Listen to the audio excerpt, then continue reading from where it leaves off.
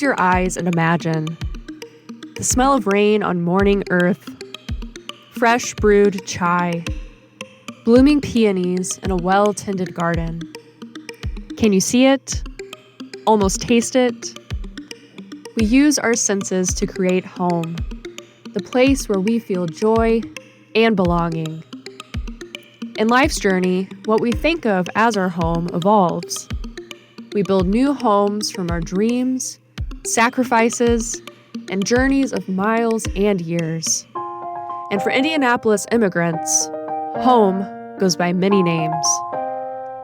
I'm Erica Irish, and in this podcast by the Indianapolis Public Library, we're learning what home means to Indy's immigrant community. Through their diverse lived experiences, we'll see how, rather than exchanging an old home for a new one, immigrants create a powerful new idea, that home is so much more than a place.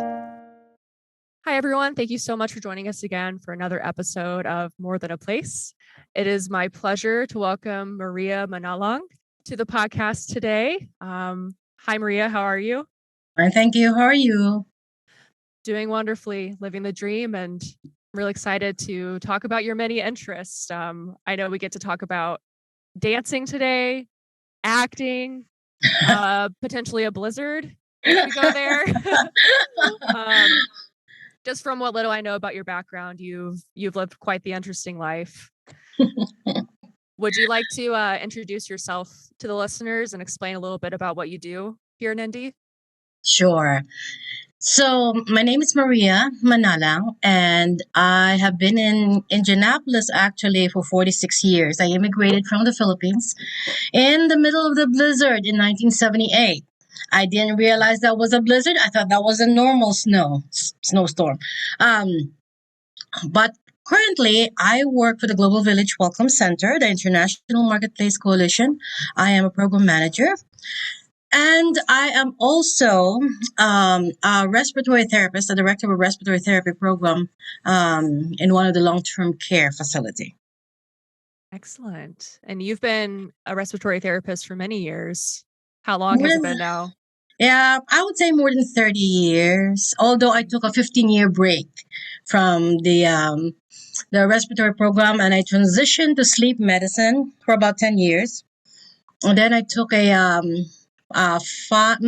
even that, maybe a 1 year hiatus from the healthcare field, and started working for a nonprofit organization, which is the International Marketplace Coalition.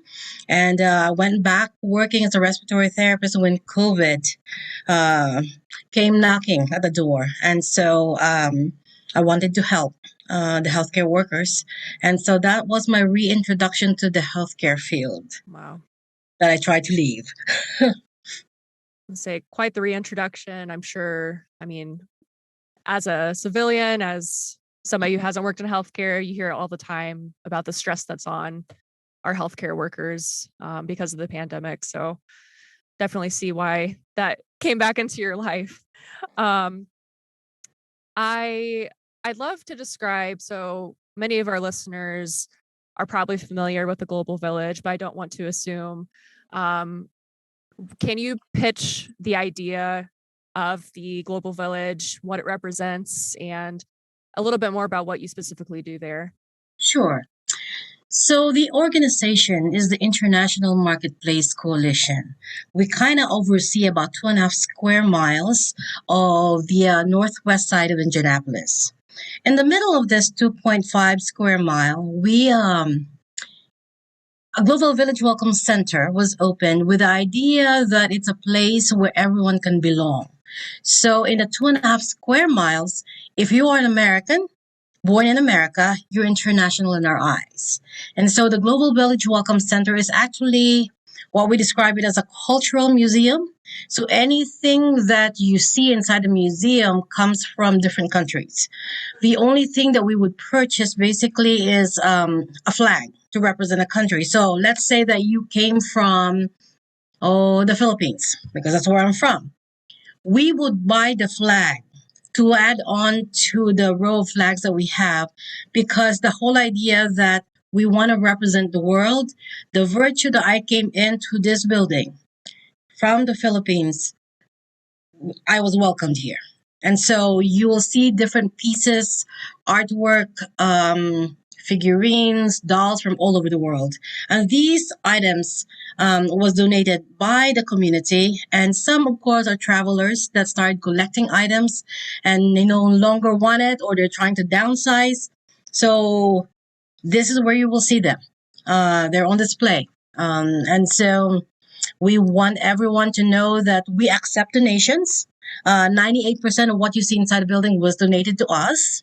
And we continue to receive more items on a weekly basis to the point that we are overwhelmed. But we do have a big building. And 1% are loners, and another 1% came from the staff, actually. Excellent. And I love that. It's so much visibility, diversity for all nations, as you said. I also read online that you have some fun activity spaces as well, or soon to be coming. I saw there's a demonstration kitchen, dance hall. There are other activities you do too, correct? Absolutely. Yeah. So inside the Global Village Welcome Center, we do have event rooms that we rent out, as well as we host many of the events. And that's what I do. Basically, I'm the program manager here. So any programming that is happening inside the building, or if there's any events happening outside the building, I usually will attend those. But if it's happening inside the building, I see through the execution and the final process before it's open to the public. It's amazing. What are some events you're doing right now? So currently in our exhibit space, we have what we call the World of Trees. And those, we have a little over 30 trees that has been decorated by many cultural organizations as well as individuals to represent their culture or their business. A lot of these are, of course, done for free. And in association with that, we had the Holiday Bazaar. So we invited many of the cultural organizations in the community to be part of that Holiday Bazaar as a fundraising for them and as for us as well. Another things that we do in our welcome gallery, presently we just opened the Lunar New Year exhibit. And the colors in the welcome gallery, of course, I love red. So, my eyes it gets attracted to red anyway. So that exhibit will be up for about a month. The welcome gallery changes every month. And so for this month, it's going to be the Lunar New Year because we're planning an immersion event on January 21st. And I believe 4 organizations are coming together to put that immersion event. So we have China, Korea, Vietnam, and the Philippines putting the immersion. And so these are the countries that celebrate Lunar New Year. Amazing. Thank you so much for describing this. I'm excited. You're doing so much to contribute to our city, but also to reflect all the amazing talents and communities that are here. I'd love to know what kind of feedback has the center received from international communities about how this opportunity is impacting them? For those that happened to stop by and was curious what was happening inside the building, as soon as they walked in, and I'm going to tell you a story of one lady that this actually happened while I was here.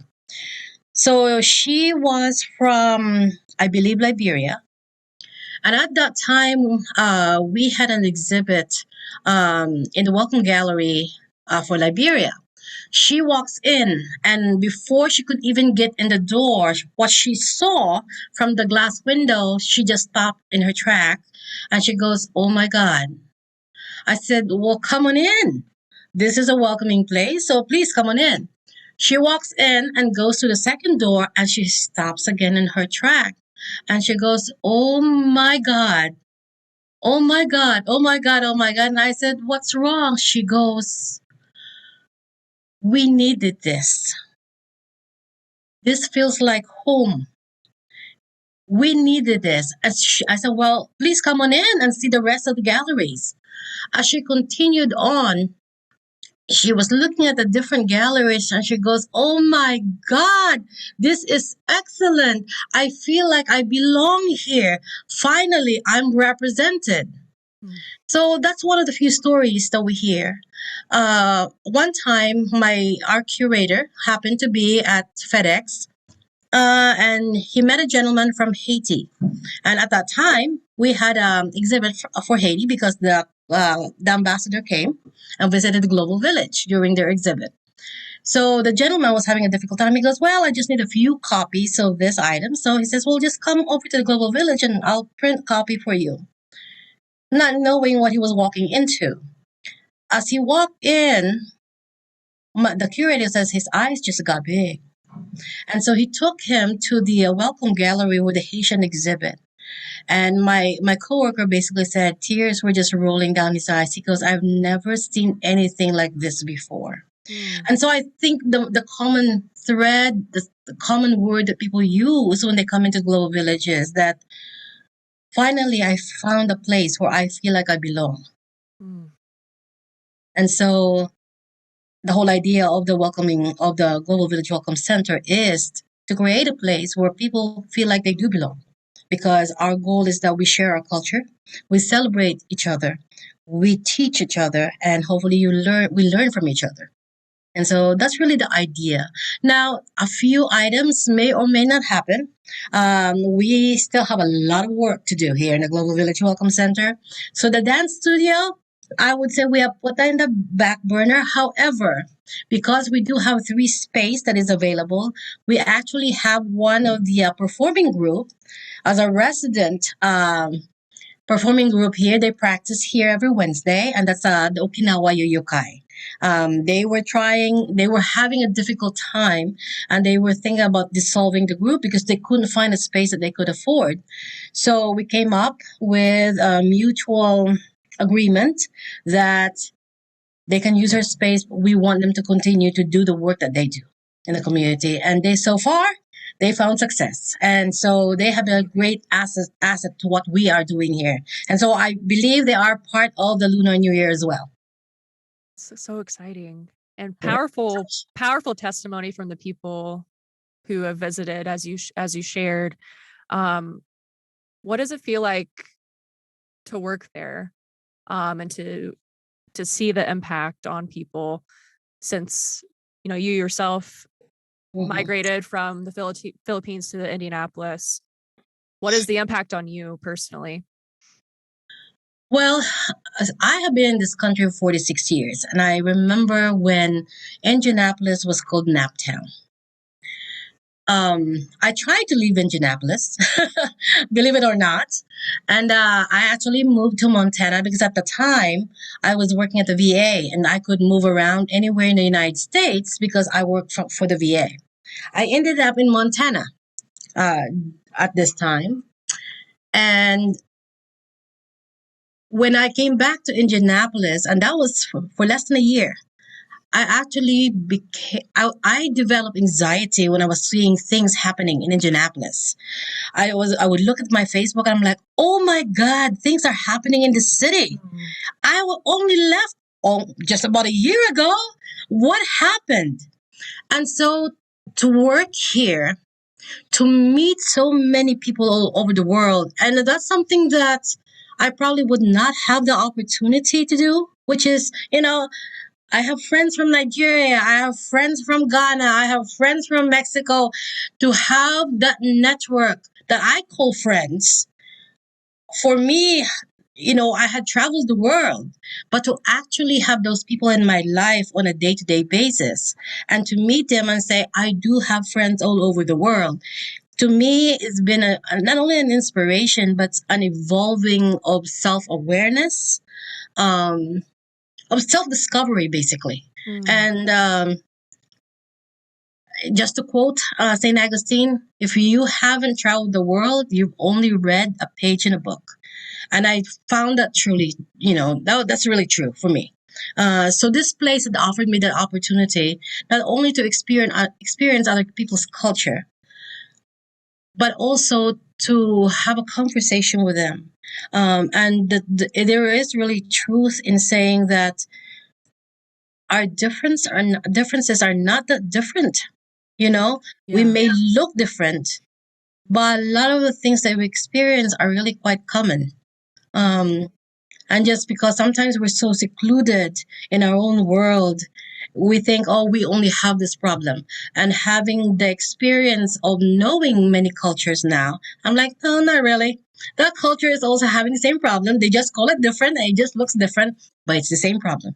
And so that's what this place has given me, the opportunity to know people as well as experience um, the different cultures. Love it.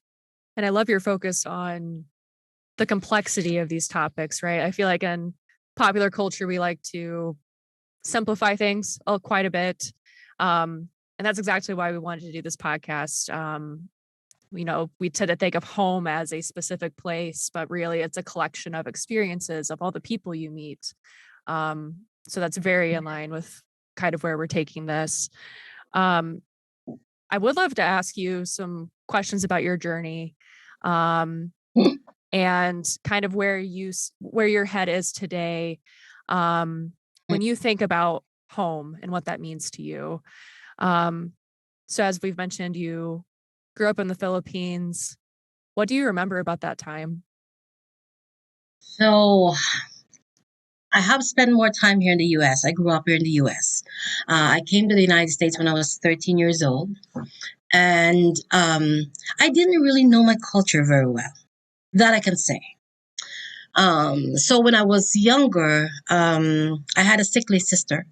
And so leaving the Philippines was very hard for me because she knew me as mom. And so, this was a process that was happening for the last probably 10 years of our life. And finally, at the age of 13, mom says, well, it's time to go. Well, two of my siblings was left behind with my father, and they came 5 years later. So that's the only thing really I remember about Philippines. Going to school, we were considered well-to-do at the time. Because of course relatives are in America, so we were considered well-to-do. Um, we lived in a cement house, but we really were not well off. I mean, in today's standards, we're poor. Looking back, but we lived a privileged life. My grandfather became a U.S. citizen, and that's how we end up in America. My grandparents did not have any high school education, but their children did obtain a degree and they're all professionals.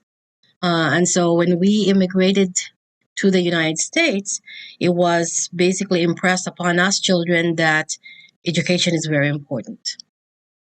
And so that was impressed upon me when I started working at McDonald's. And I said, yeah, I can't work in a restaurant for the rest of my life. I said, I gotta get a degree somewhere. So luckily I graduated, and what degree I earned has taken me to many facets of life that I find very interesting. And I thought, looking back, a lot of times I talk to my brother, I says, can you imagine?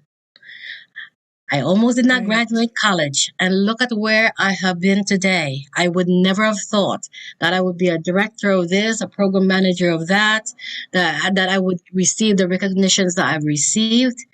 It's been an amazing journey, actually, looking back now. What does the future look like? Well, for me, there's a little girl back home in the Philippines that is waiting for me. She just turned 6 years old. She's waiting for me because I'm adopting her. Oh. And so the Philippine government requires that I spend 2 years in the Philippines before I can complete the adoption. And so that's where my future is heading. Future as in the next year? Maybe the next year and a half. Mm-hmm. Or whenever God says it's time to go, it's time to go. Now, if I win the lottery tomorrow, I'll be gone the following day. I'm not looking back. Absolutely. So, but yes, that's where the future lies right now. That I'm going back home to the Philippines, and take care of that little girl that was gifted. That was gifted by God and the grace of God. Wow, that is a huge new chapter for your life that's on the way. What are your feelings? I don't know how often you've been back to the Philippines Mm. in your life. Aside from the monumental choice to adopt a child, how are you feeling?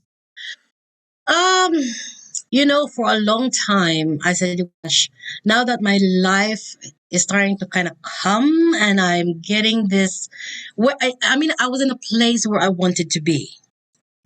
I said, now I have to make a decision. And I don't know where to begin to make that decision that it's time to leave.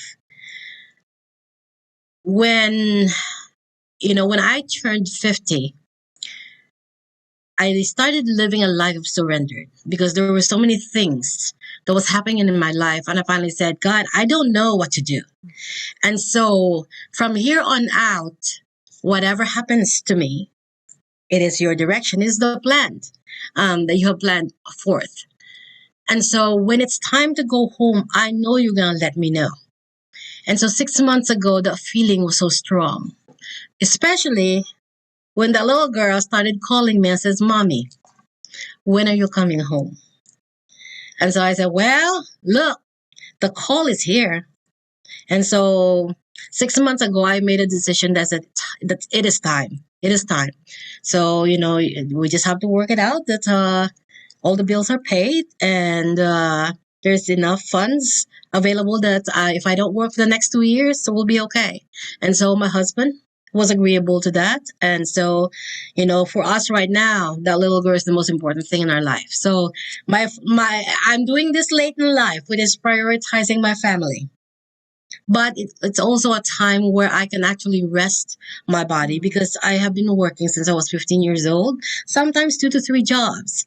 And so I looked at it like, well, okay, that's an early retirement, but really it's just more of a rest for me. My parents also live in the Philippines because they are taking care of that little girl. And so my mom and dad is turning 78. And so it was time. It was time. I am the oldest in the family. And so that Right. responsibility, that duty as of being the eldest, I got to fulfill that, So, Of taking care of your parents. yeah, Yes. yeah, I'm the absolutely. yeah.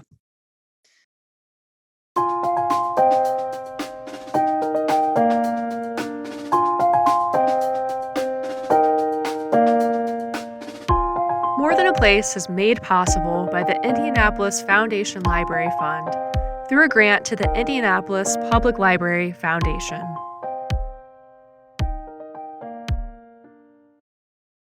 And earlier, just to kind of culminate all of this, because you're reaching this interesting full circle moment where you're about to return to where you were born. Mm-hmm. And earlier, you said you didn't feel like you grew up there. You grew up here in the United States.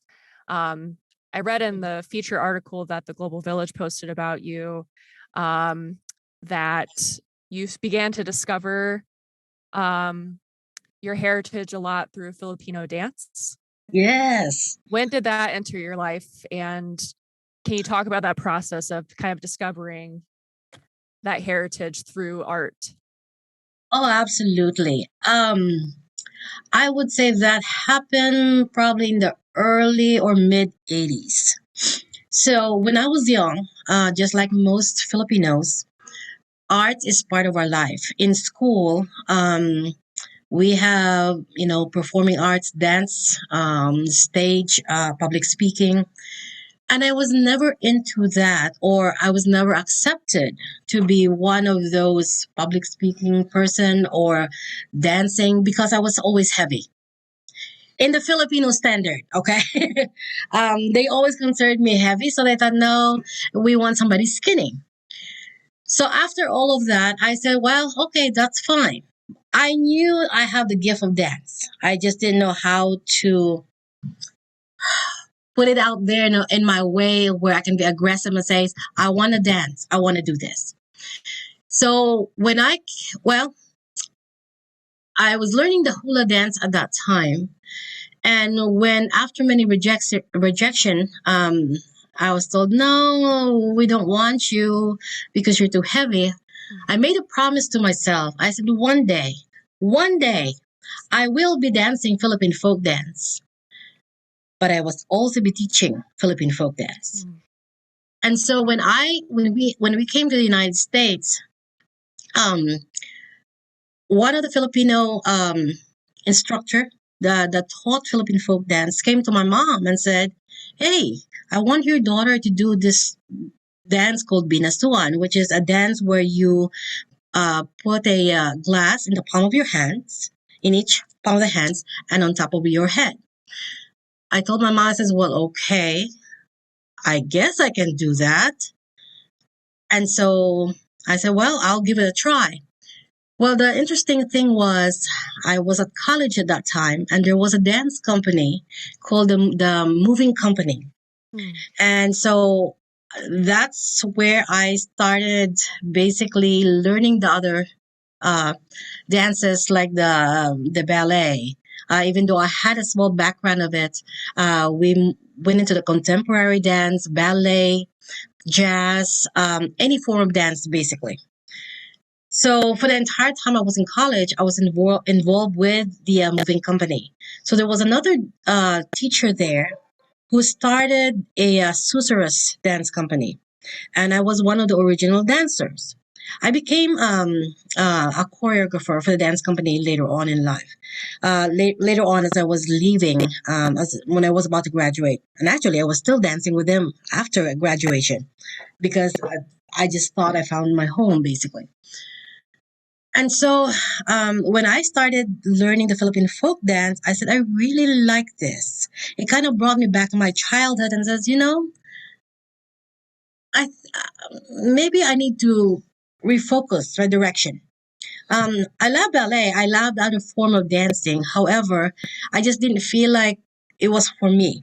I just didn't feel like my technical skill was up to bar to be part of a dance company that is well known in the city. So I started looking at YouTube, searching, buying books when every time I go home to the Philippines, buy all the music on Philippine folk dances, whatever I can get my hands on. And so I pretty much have a collection of it at home, of all the music and all the dance book. And so I started reading it, searching through. And so I started to see the beauty of my culture. Now, ideally, because I didn't really know my culture, I thought, wholesome family, nuclear family, mama, dad. And then as I got to know more Filipinos, they were like, Maria, no, we got our own problems. I'm like, really? Because they were telling me stories. I'm like, really? Oh, okay. But the beauty of the Philippine culture, especially the music and dance, and learning not besides the Spanish influence, also learning the tribal dances. That's when I really saw the richness of the culture. And so most of the time, I don't stick with the Philippine influenced dances. I go into the tribal. So my goal when I started my dance company was to share the Philippine culture, not only of the Spanish influence, but of the other tribal community in the Philippines. And so, what, if I may ask, sure. what are some of the differences in the techniques from Oh the my Spanish gosh. influence? And I'm sure there are many, but just to briefly explain some of it to listeners, what attracted you more to the tribal side? The tribal. Yeah. Sure. Some of the tribal dances basically takes on nature, the land. There's stories behind them. So one of the dances that I really fell in love with, and I actually danced it, is the dance called Singkil. It is from southern Philippines. It is a Maranao dance, and it talks about the prince and the princess. And it uses fans as part of the props, and the princess dances between four bamboos are crisscrossed. And so somebody holds an umbrella as she dances through the bamboos. And later on, the prince joins her. And so both of them will dance in and out of the bamboo. Um, that's more of a Muslim influenced dance. The costume itself is different. Feathers, tribal archery, So it just really depends. There's just so many tribes in the Philippines nowadays that there's still so much more I have to do research on. Absolutely. And from that collection you described amassing to teach yourself about this, do you have a favorite resource that taught you that you remember as significant? Like a favorite dance group that inspired you or a book? Oh, absolutely. The number one Philippine dance company in the Philippines is Bayanihan. Bayanihan means working together. Bayanihan Dance Company probably has inspired me to learn about the Philippine culture um, and the different dances because they covered all dances that's basically performed in the Philippines, and they do a lot of the research. Um, and so I have a collection of videos. I have a collection of their books as well. And so, they are going to be part of the exhibit that I'm planning on June 10th here at the Global Village Welcome Center because they have so much influence in my passion for dance. Yeah. They kind of sound like the authorities. Like they know what's happening. Oh, well, pretty much. Yes. Yes. That's beautiful. Mhm. Awesome. Where do you consider your home today, and what makes it so? Why do you see it as your home? Well, home for me today is Indianapolis. This is where I spent most of my growing years.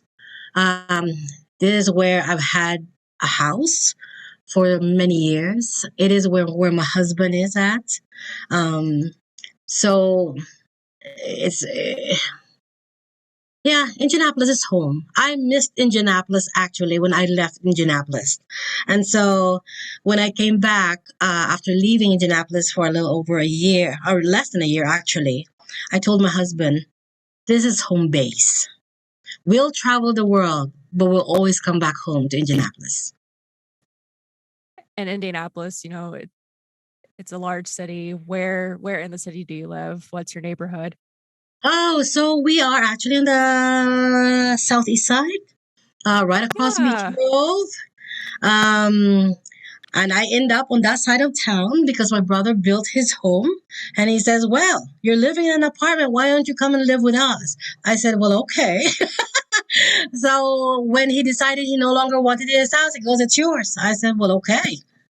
And so I got stuck with a house in southeast of Indianapolis.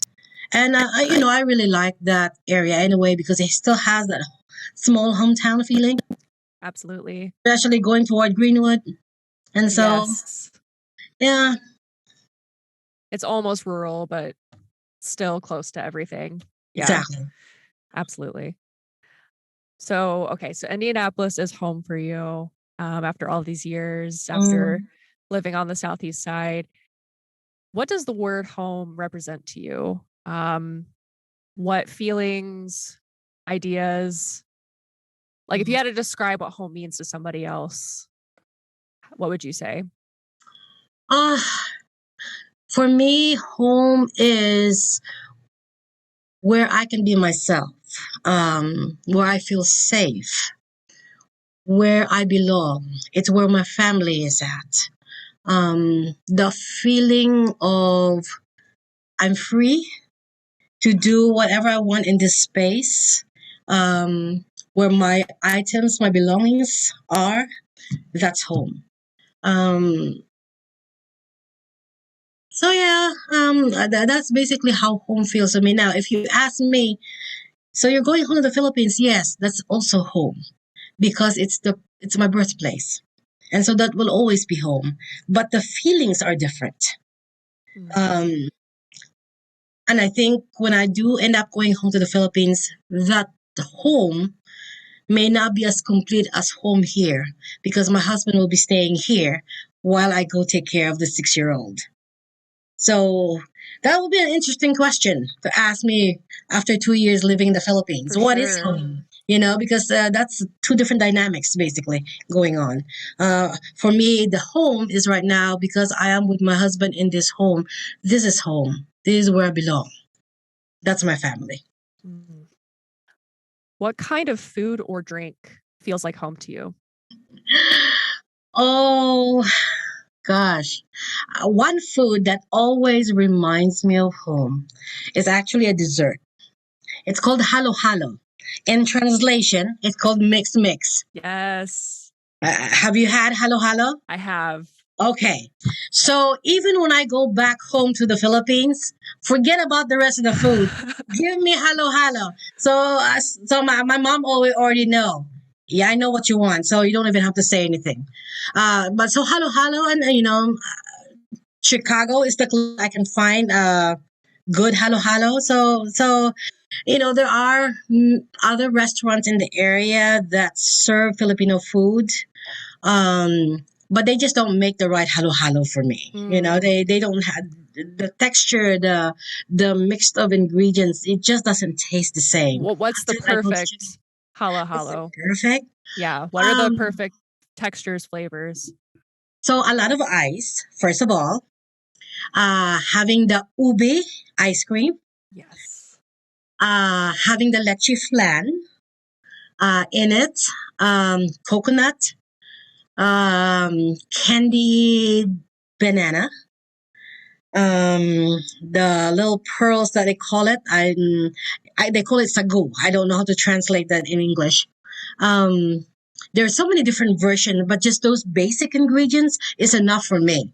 But ice is really important, and of course, the right amount of milk Mm. and a little sugar. Um, but if it's, I tasted one halo halo here in one of the so-called Filipino restaurant. And when they brought it out to me, I said, well, where's the ice? Mm. I Right. said, that doesn't make it halo halo if there's only like 1/8 of an ice in front of all these toppings. Absolutely. It's a big ingredient to leave out. Exactly. Yeah, Yeah. so that's the number one food for me. Yeah. Lechon, the roasted pig, of course. That I remember a lot from childhood. Because I'm not a very good cook. Um, and there's not really a lot of restaurants, Filipino restaurant in the area that serve the food that I prefer. Because to me, it's not really authentic. But I do know many Filipino cooks. And so if I crave something, I just call them. I Oh, say, hey, personal chef. yay! Yeah. I'm lucky. I know a lot of Yeah. a lot of friends that are Filipino that cook. I says, hey, I'm craving this, and so Right. and the amazing thing is a lot of this food I actually never tasted until there was a Filipino restaurant that opened in the south side of Indy, but they closed about 7 years ago. They both got older and had grandchildren, and they said, "Yeah, we just can't remain open."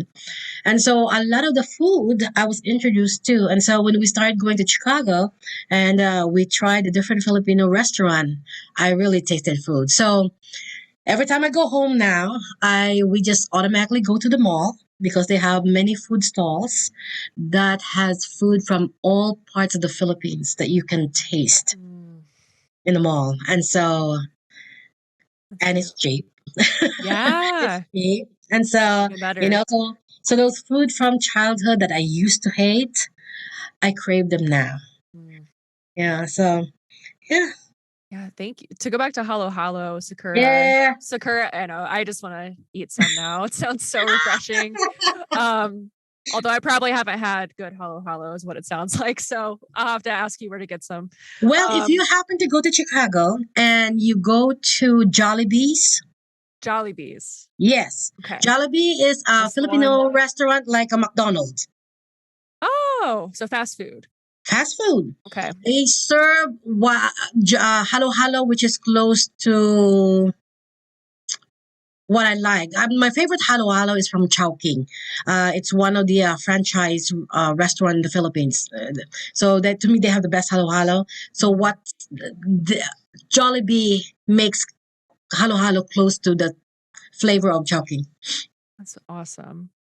Thank you. I was going to ask you to maybe explain it the best you can what it tastes like to people who haven't had it before. Uh-huh. I probably had like the sugary version here, Yes. but it's probably not as sugary as what it sounds like. Well, yeah, well, when I was younger, I loved sweets. So, but as I grow older and diabetes is starting to hit, less sugar is better. But it's just a mixture of different flavor that is, if you think of Frappuccino, Yeah. it's like that, except that you're tasting ube, you're tasting coconut, you're tasting the candied banana all at the same time. So it's almost like a frappuccino with milk and sugar to it. It's really hard to explain it until you actually tasted it and you go, okay. And I've seen other Asian countries try to imitate or come up with their own version, but I really haven't tasted the one that is the Filipino version. Right. The same unique combination of flavors. Yeah. It really is. It really is. Absolutely. Ooh, I'm excited. Yeah, we all need to go to Chicago and just have some halo, right? Let's do it. We need to meet out there. The Sakura, podcast release party. Yeah. Just a trip to Chicago just for that. Yes. It sounds worth it. Do you have anything else you would like to add about your journey, Maria? Or any last words you'd like to share? It's been an incredible journey. I've come to the point in my life that I'm starting to look back and see the experiences, the work, the people I've met, and I look forward to what the future is out there. The next chapter of my life, because it certainly is going to take me to a different path. But even after that, when it's time to come back to the U.S., what that would look like. So I'm excited to see where the next 5 years, 10 years will look like, and see what changes is happening in Indianapolis.